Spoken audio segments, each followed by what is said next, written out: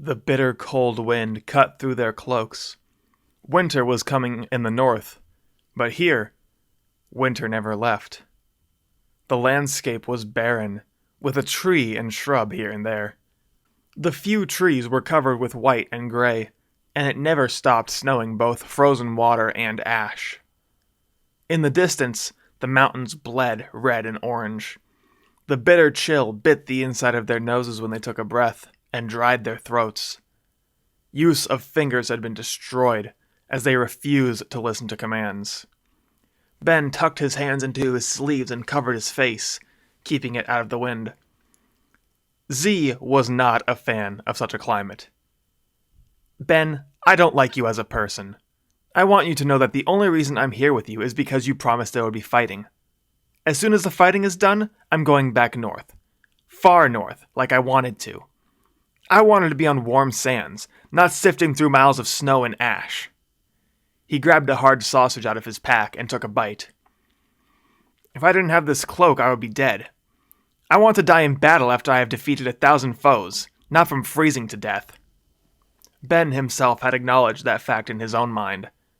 The deerskin cloak the Wanderers wore wasn't extremely warm, but it did its job on a cool autumn night. But this was winter. The land where winter raged year-round. This was the land of ice and fire. The bottom of the world. The frozen hell. To even get this far, the road had to be abandoned. Here there was no path or even a divot to walk through. Now they trudged through ice and snow, punching their feet through the rough, frozen terrain. S was having problems keeping up. They came up to a cliffside, and the land below was brown following the path of the burning river, and even some green poked through, little as it was. Down a few hundred feet away from the river was a building of some sort, a long wood and stone thing with smoke pouring from the chimneys. That's a place to start. Ben slid down the steep cliff, shifting his weight, balancing as he rode the snow down on his boots. Z followed, and S screamed curses at them. He knew S had no such confidence in his balance to do such a thing, and he did not care.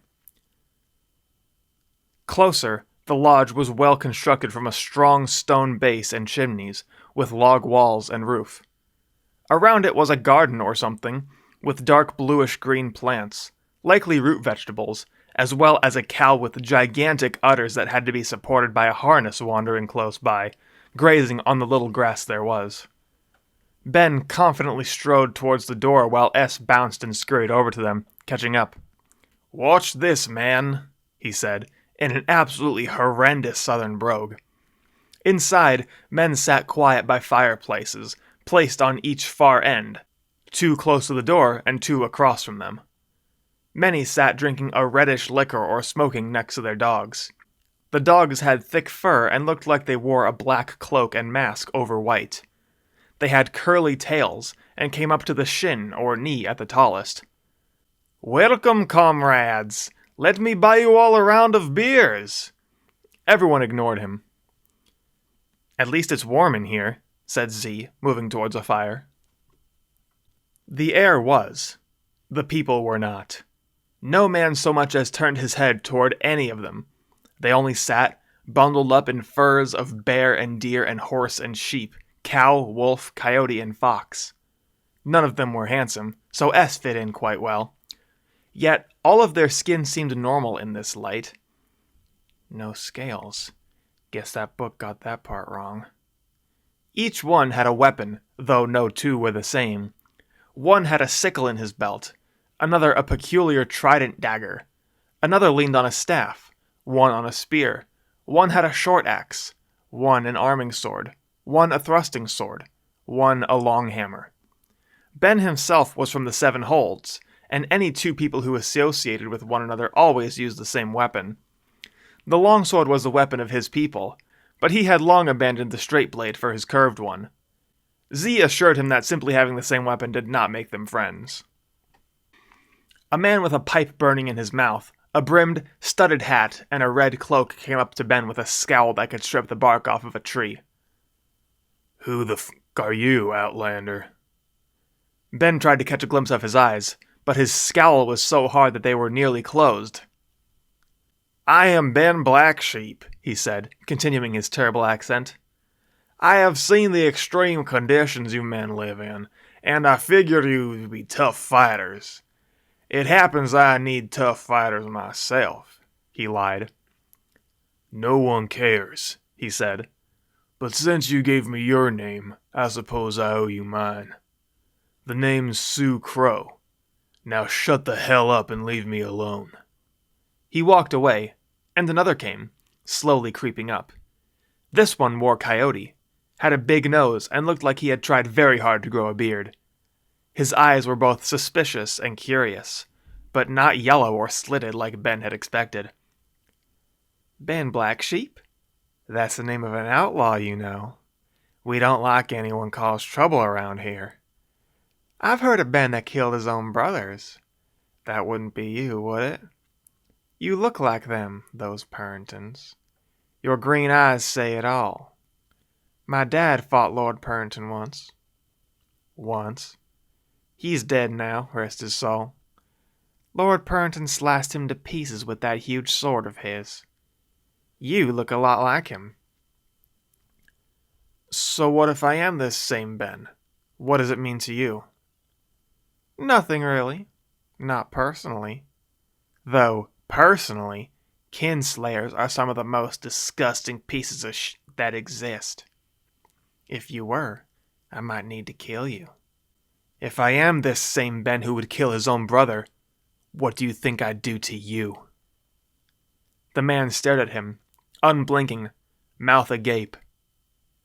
Ben thought to grab his sword. He may have needed to brandish it in a moment, but the man began to laugh. Oh, don't mind me. I like harassing outsiders that make it down here to Hoolig.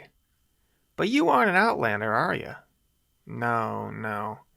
You have a southern name, but it's different. You must have been raised north. Anyway, what was I going to say? Well, it's gone now. This is Lodge. It's mine. I'm Cora Cobra. Some call me King Cobra, since I rule most of this land by the river. I don't rule it, really, but people come to me for help. Buy milk and beets and Tuzimac. They're all juice heads. I know things, believe. Anyway, don't mind Crow, or Owl, or Wolf. They're all rude. Don't talk much. Always telling everyone to shut the f*** up. I've made a horrible mistake, Ben thought, as he wore a dull smile. Crude speech always made his stomach turn, and he refused to use any himself. None of them looked like he had expected so far, just normal people, rude as they were. And who's your friends? Asked Cobra.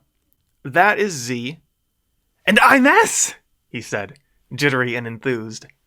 S gave the barkeep a coin and received a wooden cup that he quickly emptied into his mouth.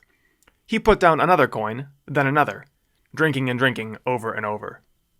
Cobra stroked his non-existent beard. Damn, that one can hold his Tuzimac, it seems. That tastes worse than deer piss, trust me. I know. I've never seen anyone drink it because they wanted to. You should probably stop, S, said Z, looking over his shoulder and turning his hands by the fire. S paid no heed. What were those names again? Asked Cobra. Z and S? Just Z? Just S? You're wanderers, aren't you? Ben placed his hand on his chest. I'm an honorary wanderer. No, he's not, said Z, shouting from a fireplace as he crouched and warmed his hands by the flame. He's an associate, so we associate with him. That's all. A dog came up and began running around Cobra's legs. He knelt and began scratching and rubbing the dog's head. Well, hello, Sheeb. Say hello. Say it! Say hello to our new friends, the Wanderers and Ben. Sheeb barked. A loud voice boomed from a man who turned his head away from the fire, showing a long black beard and twinkling blue eyes. Would you shut the hell up? I'm trying to enjoy my liquor, said the man wearing the bearskin cloak, with a long, massive hammer. Don't go trying to seem tough because S there actually likes that garbage, Cobra barked. Don't mind old Claire Bear. He's grumpy. Sometimes more than Crow. Claire Bear got to his feet. A mountain of a man, wide-shouldered, strong-armed, round-bellied. "You take that back," he grumbled. He trotted over. "I'm not that old, and nobody is grumpier than Crow." From this close, it was plain that this man's arms were like tree trunks. Ben wanted to just walk out and leave. They had failed to meet his expectations thus far. Still, it was worth a shot since he was already here. He dropped his accent. "Do any of you like fighting?" Every head in the room turned at him. "Do we like fighting?" howled Bear. "We're marauders," said Cobra. "Ravers, pillagers, plunderers, soldiers of fortune. Our mothers were whores and our fathers rapers. Everything we have, we've taken. Does a bear in the woods? Does snow come from the sky? We're hooligans. Of course we like fighting. Why do you think that asshole Joel won't let us in? Why do you think we're forced to live here?" "Because I thought you were monsters." Ben had a book read to him when he was a child about St. Lin and his miracles when he fought against monsters. The story went that when St. Lin crossed the river, he had befriended both the wyverns and griffins, but the two were at war. St. Lin called for a meeting to try to find a way to resolve their conflict. The resolution did not come easily, though. The wyverns accused the griffins of summoning demons from the abyss with claws and poison vomit to torment them and hunt them like game, steal their gold and cause earthquakes to bury them in their caves. The griffins, in turn, accused the wyverns of spawning horrendous offspring, scaly like them but walking like men, casting vile sorceries and causing bad luck for them, tearing into their cattle leaving them putrid and green, and lighting their sacred ashwood trees aflame with their breath. When St. Lin had heard that what the two described were the same, he sought the origin of these creatures himself. At the end of the story, the creatures were found to be the offspring of witches from their rituals, and St. Lin led the wyverns and griffins to destroy them all, both the witches and monsters, while the rest fled to the frozen lands where neither wyvern nor griffin could fly. Ben had heard that those offspring still existed in the land of ice and fire. They were said to be stronger than average men, scaly, with red or yellow eyes, slitted like a snake or cat, with innate magical power, but dumb and easily fooled. These people here sure fit the dumb description, but so did most people Ben had met. There were more places than this tavern this far south, but the habitable places were few here, and growing fewer. Maybe those were just stories after all. "Joel's dead. There's a new king," said Ben. "He let me kill hundreds of people," shouted Z. "But the people I killed were rioters. If he views something as a threat, he destroys it. He does not view us as a threat, for the time being. He will grant you passage as long as you travel with us. We could take you to the Seven Holds, far away from this frozen wasteland, if you would fight for me," said Ben, tilting his head, looking at them through his eyebrows. "And none of you would happen to be a pyromancer, would you?" Maybe I do, maybe I don't. You ask an awful lot of us, Ben. Asking us to abandon our home. To do what? Fight alongside you? Do you have a job for us? How much does it pay? Are you competent at all? I'll tell you what. I've got one last deer carcass in my basement, and I'm going to need more. Hunt me a deer, and anyone who eats it agrees to go with you." "I won't eat it," said Crow. "What are you going to eat? Beets? You hate beets, you moron," howled Bear. The two of them began brawling, and Cobra was laughing. "Ha ha! Whoo! Well then, it's getting late, and you've been an interesting fella. I'll tell you what, since your pal S over there bought so much Tuzamac, I'll give you a room for the night. Nobody else is traveling here, for sure." They stayed there for the night. There was one unoccupied room, so the three of them had to share. Z was as far away from the window as he could get, laying on a thick bed of furs in a corner, wrapped to his neck in blankets and anything else he could get. S was sleeping in a chair, and Ben sat on the only real bed in the room. Z stared at him in the flickering light. "What were you able to observe?" "They aren't the complete savages we thought they were." "We haven't seen them fight. Not truly. That brawl between bear and crow was playing. It was like the tigers back in my homeland. They can try to kill each other, but they weren't. Something else I noticed is that they state their surname first. In the tournament I fought in, there was a man named Lauren Fossa, and one named Lauren Falcon briefly spoke with me. Perhaps they're related. They also casually called themselves by the second name they gave, so that's just my guess.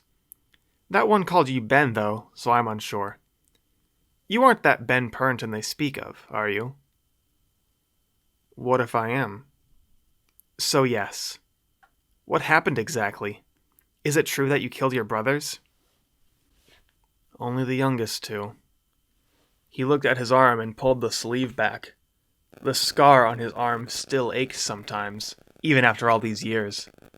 A horrid thing, a long line of skin growing the wrong direction. He had never forgiven Brandon for cutting him. "Look, I can wield a long sword like father," he said, swinging it around like an idiot. The cut was long and deep, and men had died from lesser wounds. Luckily, Uncle Eldon learned healing in Adavi and bound it. He gave him a potion for the pain, to make him sleep. Ben had always blamed that potion. Uncle Eldon could not be blamed. He had not been warned what Ben had a habit of doing in his sleep. Once, he was found sleeping at the long table with a fully prepared meal in front of him. He had made the entire meal while fully asleep. He was horrified when he awoke from the potion. There they were, the image of his father and mother painted perfectly in two young boys, hacked to bits in a pile of bone and blood. The sword rung out as he let it hit the stone floor. Ben was unlucky enough to not be believed by anyone. He was banished by his father that very night.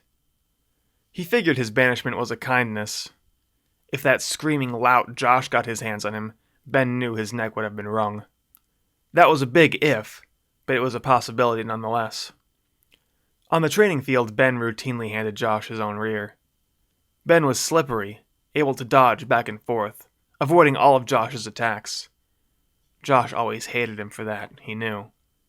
That thought brought a small, bitter smile to his face. And Brandon, that witless, spineless, indolent, shiftless, lanky, cantankerous moron. His lord father was dead now, he knew. The thought that anything that could kill his father existed made him nervous. He was the greatest warrior in the world, or so he had everyone believe. He mustn't have been that great to end up dead, though. He half blamed himself for that little white lie he told Lord Robbins. Lord Robbins ended up being more unreasonable and extreme than he could have expected, and now his land was in war and his lord father was dead. But even worse, now that imbecile, the one that gashed his arm, his oldest brother, he sat on the stone throne. That made Ben angry. No one could have been more ill-equipped for lordship. Ben didn't desire the lordship for himself, no. He wanted no part of it. But Brandon could not be trusted with the responsibility of the stone throne, and Josh would be consumed by its power. He needed a show of force now, to force his brothers to submit to him and surrender the throne. Josh would have to be taken prisoner, he knew.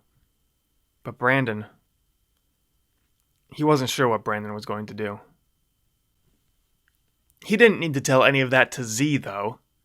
Z wasn't his friend or his confidant. He was an associate, he had been reminded earlier. Z had told him little enough about himself as well. All Ben knew was that he was an orphan, like all wanderers, raised by an old man named A. Z said that A had magical abilities, but Ben had never seen anything of the sort.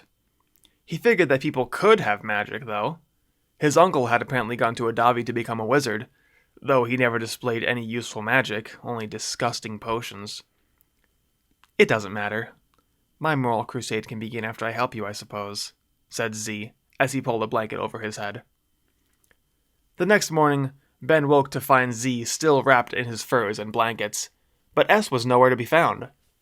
He walked outside and saw S on the horizon, carrying a dead deer on his back. Ben ran out to meet him. "How did you find that?" "Huh? I caught it." The deer's throat had been ripped out, and S was picking fur out of his teeth. Welcome to the Storytime Saturday podcast. My name is TGD. We have our first chapter from Ben this week, and he's down in the mysterious land of ice and fire down in Hulig. So let's talk about the writing first. When they're in the tavern or whatever it is, it mentions twice in a row.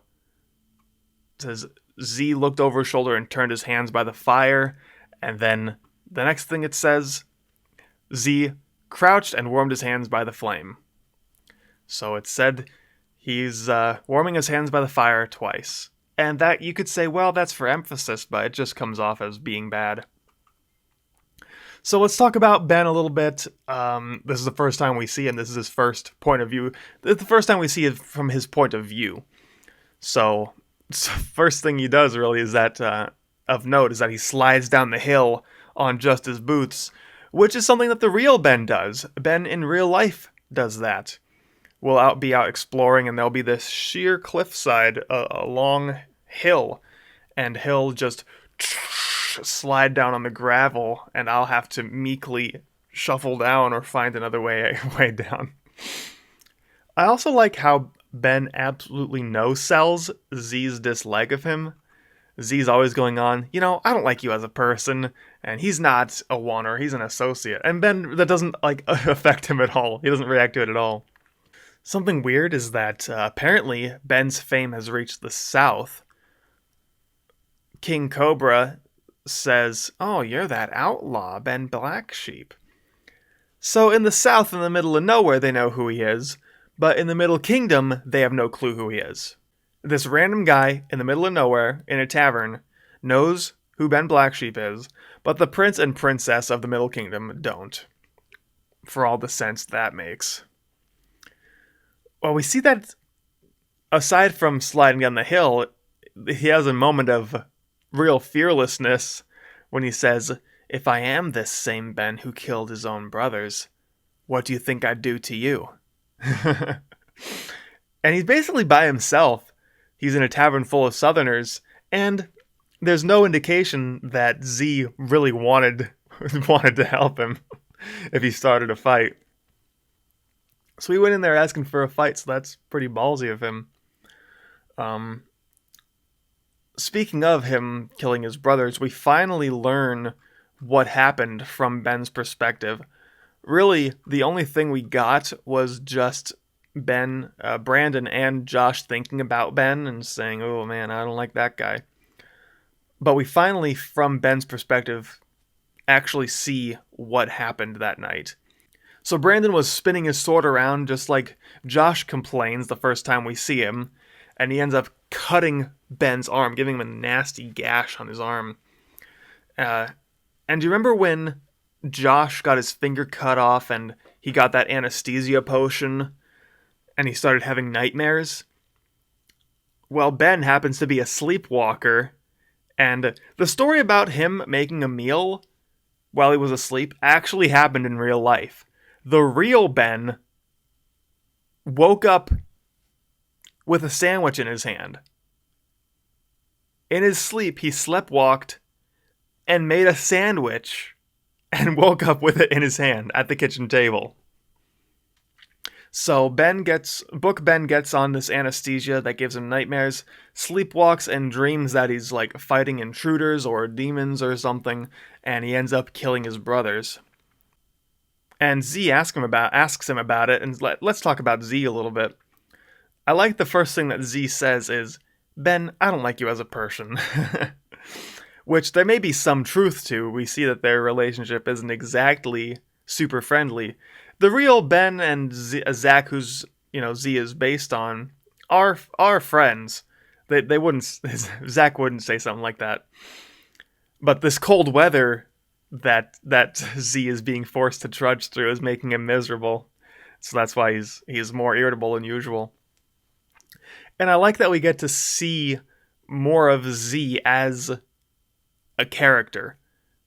We know that he's arguably the best fighter in the world, but during the tournament arc, we didn't get to see much of his personality. We get to see more of that here. He has a bit of a cute moment where he's there, cuddled up in furs in the corner, Cuddled up in a bunch of blankets. So that story, is it true? Let's talk about this S character. This S character is an OC. He's not based on anyone. I actually think he's kind of cool. He's kind of cool in this chapter. Now he kind of gets buried at the beginning since he doesn't want to slide down the hill himself, and Ben buries him and says that oh well, all these people down here are ugly, so S would fit right in. Bit of a burial of S there. Well, we see that S is kind of a freak. He goes and he starts buying Tuzamak, and he's just downing it and doesn't get drunk. And without even being told to, he's not asked to do this. He just wakes up in the middle of the night, goes and stalks a deer, chases it down, and tears its throat out with with his teeth. So S is actually kind of interesting and cool. But I didn't have any plans for him. He's basically just a side character. No plans for him at all. So that kind of sucks because he actually is kind of cool. I didn't have any plans for him. So right at the beginning of the chapter, there's some like fun facts and notes part of the podcast. It says winter was coming in the north. A nice Game of Thrones reference again. So this place is called the Land of Ice and Fire. And I actually think this is one of my better ideas. So although the name was ripped directly from Game of Thrones, and I don't think the Game of Thrones encyclopedia by the same name, the Land of Ice and Fire, I don't think that had come out by the time I wrote this. So I feel like this concept of this contradictory landscape at the South Pole with volcanoes and ice, I think that's fairly unique. And it's also based on Iceland. If you look up pictures of Iceland, there's volcanoes there, and you'll see lava flowing through a tundra. So that's kind of cool. And it makes sense that it would be like this. So the volcanic ash in the atmosphere blocks out the sun and creates a perpetual volcanic winter. In 1883, when Krakatoa exploded, there was a global winter, a year without summer. So I'm actually a fan of that concept. I think that's kind of cool. The stories were that they were these conjured up monsters by witches, and I never could commit to whether they were some sort of hybrid monstrosity or lycanthropes, or if they were just normal people with just propaganda to demonize them surrounding them. I never did come to a conclusion on what I wanted to do, because the way Ben is talking, well, they're really not meeting my expectations. The way he's talking about that really makes it seem like there's going to be a twist. Like, oh, wait, this is actually true. I don't think that was going to be the case. I think they were just kind of going to end up being normal. But I don't remember, honestly. I don't think there was any plan. I was banking on future me to figure it out. I also like that the place these guys are from, the place where they are, is called Hoolig. Says, because hooligans is something from real life. We're familiar with the term. Hooligan is someone who's like a troublemaker, like not a gangster necessarily, but someone who's up to no good. So if someone's from Hoolig, they're a hooligan. Like that sort of tells us in our minds, in the reader's mind, what kind of people these people would be like. Tuzamak, that's something from real life. Tuzamak is served at this bar, at this tavern. Tuzamak is beet vodka. It's vodka made from beets. And as far as I know, people don't think it's that great. So, Sheeb the dog, King Cobra's Sheeb, he makes an appearance in my book, John and the Wizard, my novel. In that book, he's owned by a woman named Paul, and in this book, he's owned by a man named Cora. And the fact that all of them have these feminine names like Claire Bear, Sue Crow, Lauren Fossa, it's all inspired by this Johnny Cash song, A Boy Named Sue, where this guy is named Sue, and it makes his life hard because everyone makes fun of him, so he turns into this hard and angry guy. So, I like this chapter. I like that Z is here. I like that I like this Ben character. I'm kind of upset that I didn't really have a plan for Ben. We kind of get his plan, like his goal. He's like, I'm going to have to go in and fight to usurp Brandon and Josh because they're both idiots, and I need to be the Lord now because neither of them know what they're doing.